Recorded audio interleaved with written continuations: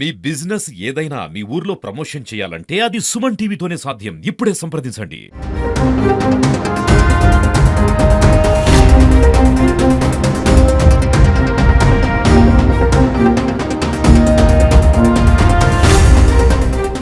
Welcome to Suman TV Warangal. మనం ఇప్పుడు హనుమకొండ వరంగల్ ప్రాంతంలో మధ్యలో బట్టుపల్లి ఉరుసుగుట్ట నుంచి బట్టుపల్లి పోయే ప్రాంతంలో ఉన్నామండి. దాదాపు గురువారం అంతా కూడా వరంగల్ నగరంలో అటు వేట గొడవల్లో హత్యలు కావచ్చు, లేకపోతే బారాత్ సందర్భంగా జరిగిన గొడవలు కావచ్చు, చివరకు అత్త మామ భార్యపై దాడి చేసిన ఇన్సిడెంట్ కావచ్చు, ఒకే రోజు వరంగల్ నగరంలో ఒక 3 జరిగాయి. పోచమ్మ మైదాన్ ప్రాంతంలో చంద్రశేఖర్ అనే వ్యక్తి తన భార్యపై అడ్డు వచ్చిన అత్తామామలపై దాడి చేసిన సంఘటన, మరోవైపు అసన్పర్తి పోలీస్ స్టేషన్ పరిధిలోని మడిపల్లి ప్రాంతంలో ఒక భారత్ సందర్భంగా జరిగిన ఇన్సిడెంటు, ఇవన్నీ తర్వాత వీటన్నిటికీ మించి ఒక యువ డాక్టర్ గాదె సుమంత్ రెడ్డి అనే వ్యక్తి మీద దాడి జరిగింది. వేట కొడవలతో నిర్దాక్షిణ్యంగా దాడి చేశారు. ఈ దాడిలో ఒక 4 పాల్గొనొచ్చని ఇప్పటివరకు మనకు విశ్వసనీయ వర్గాలు కానీ పోలీసు వర్గాలు అందించిన సమాచారం. ఇప్పుడు పూర్తిగా బైపాస్ రోడ్లో ఉన్నాం. మనం ఇక్కడ చూడొచ్చు రక్తం మరక ఏ స్థాయిలో బడి ఉందో. ఇక్కడ నుంచి అనేక వాహనాలు వెళ్ళటం వల్ల కూడా రక్తం మరక చాలా ప్రాంతాలకు కూడా విస్తరించింది.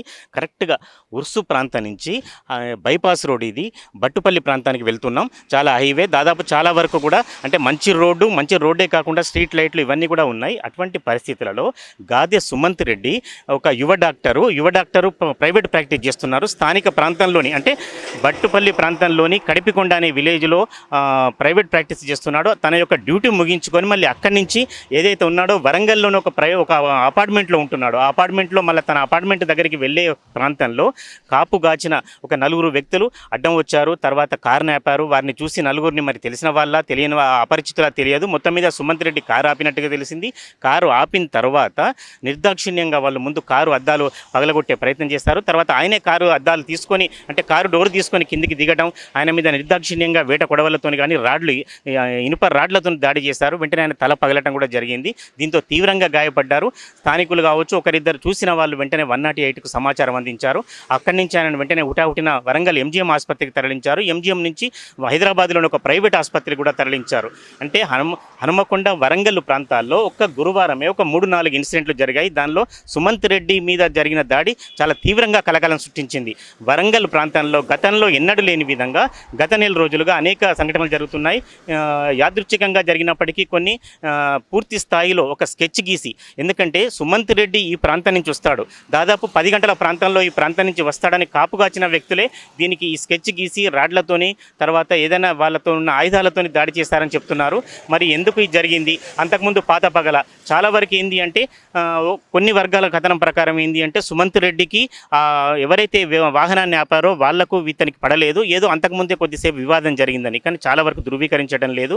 ఎందుకంటే ఐరన్ రాడ్లు అంటే పూర్తి స్థాయిలో ఇనుప రాడ్లు పట్టుకొచ్చి దాడి చేసినారంటే ఖచ్చితంగా అంతకుముందు ఏదో స్కెచ్ గీశారు, పాత పగలే. దీనికి చాలామంది చెప్పే ప్రకారం ఏంటంటే అక్రమ సంబంధం కూడా కారణం కావచ్చు అని కొంతమంది చెప్తున్నారు. అయినా ఇంకా విశ్వసించదగ్గ లేదా ఆధారాలు లభించేదగ్గ కారణాలు ఏవి లభించలేదు. మొత్తం మీద మాత్రం ఒక ప్రైవేట్ ప్రాక్టీస్ చేసుకొని సుమంత్ రెడ్డిపై ఒక పక్కా స్కెచ్ గీసి దీనిలో 2 నుంచి 4 వ్యక్తులు పాల్గొన్న సంఘటన జరుగుతుంది. బైపాస్ రోడ్లో ఎప్పుడు కూడా రద్దీగా మనం చూస్తున్నాం. కొద్దిసేపటి నుంచి కూడా పట్టపగల నుంచి రాత్రి వరకు కూడా ఈ బైపాస్ రోడ్ ఎప్పుడు కూడా బిజీగా ఉంటుంది. వాహనాలు విపరీతంగా వెళ్తుంటాయి. 2 వీలర్ దగ్గర నుంచి 4 వీలర్ వరకు లారీలు వెళ్తుంటాయి. అటువంటి వాహనాలు రద్దీగా ఉండే ఉరుసు బైపాస్ రోడ్లో ఈ దాడికి పాల్పడటం, తర్వాత వాహనాన్ని ఆపి అతని మీద దాడి చేయడం అనేది నిజానికి కలకలం సృష్టించిందని చెప్పాలి. మరి దీనిపై పోలీసు ఉన్నతాధికారులు ఇంతవరకు స్పందించలేదు. ఇది స్థానికంగా మిల్స్ కాలనీ పోలీస్ స్టేషన్ పరిధిలోకి వస్తుంది. ఇప్పటివరకు అందుబాటులో ఇంకా వారికి సరైన సమాచారం దాన్ని బట్టి సీసీ కెమెరాల ఫుటేజ్ కావచ్చు, లేకపోతే ఈ దాడికి ఎంతమంది పాల్పడ్డారు, ఎవరు పాల్పడ్డారు, అసలు పాత కక్షలు ఏమైనా ఉన్నాయా, దానికి సంబంధించి నిజంగా వేరే వివాదాలు ఉన్నాయా, లేకపోతే చాలామంది అనుకుంటున్నట్లుగా అక్రమ సంబంధం ఉందా, లేకపోతే ఏదైనా ఒక ఇన్సిడెంట్కు సంబంధించి గొడవ జరిగిందని మాత్రం పోలీసులు ఆ దిశగా స్థానిక పోలీసు అధికారులు ఆ దిశగా ప్రయత్నం చేస్తున్నారు. పూర్తి అయితే వివరాలైతే లభించలేదు.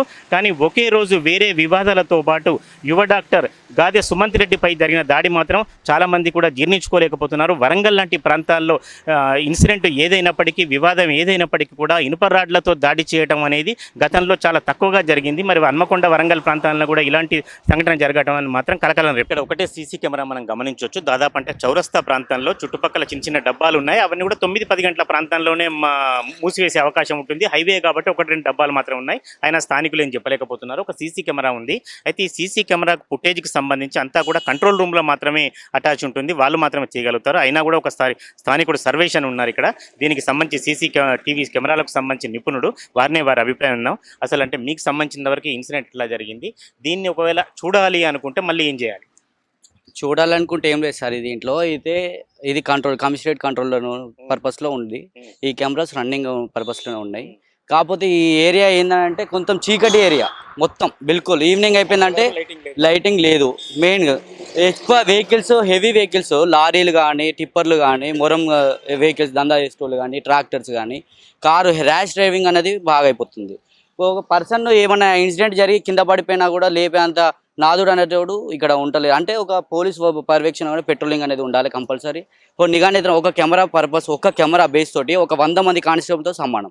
ప్రతి ఒక్క జంక్షన్లలో కెమెరాలు రన్నింగ్ అవుతున్నాయా లేదా, పనిచేస్తున్నాయా లేదా అనేది ఒకసారి చూడాలి. పిఎస్ వాళ్ళైనా కూడా, పోలీస్ వాళ్ళైనా కొంచెం పట్టించుకొని సిపి గారి దృష్టికి తీసుకెళ్ళండి. ఎందుకంటే ఫ్రీక్వెన్సీ ఎక్కడ వరకు ఉంటుంది ఇప్పుడు ఈ కెమెరా? ఇది 50 మీటర్స్ డిస్టెన్స్. ఇది నెట్వర్కింగ్ ఐపీ కెమెరాస్. ఇవి టాప్ ఎండ్ రోడ్ వేలో మొత్తం కంపల్సరీ ఒక 50 మీటర్స్ డిస్టెన్స్లో ఉన్న పర్సన్ని కూడా క్యాప్చర్ చేసే అంత కెపాసిటీ కెమెరాస్ ఇవి. ఎల్ఎన్టీ వాళ్ళు పెట్టారు ఇవి. ఈ కెమెరాలు ఏంటంటే రన్నింగ్ అవుతుంది. ఏదైనా ఇన్సిడెంట్ జరిగినప్పుడు చూద్దామని వచ్చేసరికి పనిచేస్తారు. అంటే దీనికోసం కంపల్సరీ ఒక ఐటీ వాళ్ళని చూసుకోవాలి. ఒక కమిషనరేట్లో ఒక హబ్ కంట్రోలర్ ఉంటారు, సీసీ కంట్రోలర్ ఉంటారు. దాని పర్యవేక్షణలో ఒక కంపల్సరీ ప్రతి పిఎస్లో రన్నింగ్ అవుతుందా లేదా అన్నది ఒకసారి స్విచ్లు పిఓఈ కానీ, ఏమైనా నెట్వర్కింగ్ ఎక్కడైనా డ్రాప్ కానీ, కేబుల్ కట్ కావడం కానీ, దాని పర్యవేక్షణ చూసి దాని ఏమైనా రిపేర్ ఉన్నా కూడా మనం రిపేర్ చేయించి అయినా కొంచెం ప్రజలకి కొంచెం ఉపాధి అంటే కలిగేటట్టు ఉండాలి. ఒక ఫేస్ అయినా కూడా జరిగిన ఇన్సిడెంట్ జరిగినా కూడా మనకు ఒక ప్రూఫ్ అనేది ఒకటి దొరుకుతుంది కదా. ఒక పోలీసు వాళ్ళకి కూడా ఒక బర్డెన్ ఎంత వర్క్ చేయడానికి కూడా ఎంత పెద్ద ఉండదు. ఒక కెమెరాతో ఈజీ అయిపోతుంది. మనకు కూడా పర్సన్ ఒక అఫెండర్ని దొరకబట్టడానికి కూడా ఈజీ అయిపోతుంది. ఒక పోలీస్ వాళ్ళకి కూడా ఈజీ అయిపోతుంది. ఇప్పుడు నైట్ జరిగిన సంఘటన ఉన్నది. అది గుర్తు తెలియని వ్యక్తులు అని చెప్పేసి న్యూస్లలో అన్నింటిలో వస్తుంది, వాట్సాప్లలో కానీ ఇంకేమైనా యాక్సిడెంట్ అయినా మరి ఎవరైనా కొట్టారా ఏదన్నది అతనై పడ్డారా మరి ఇంకేమైనా అలాంటివి కూడా తెలియకపోవడానికి కారణం ఏంటంటే ఒక సీసీ కెమెరాలు, లైటింగ్ అనేది కంపల్సరీ. ఏదో ఒక దగ్గర కెమెరా ఏరియా ఉన్న దగ్గర ఒక 2 లైట్లన్నా ఉంటే కొంచెం పర్సన్ ఐడెంటిఫై చేయడానికి కానీ, ఏదైనా జరిగిన ఇన్సిడెంట్ను క్లారిటీగా తీసుకోవడానికి కానీ కంపల్సరీ ఉంటుందండి.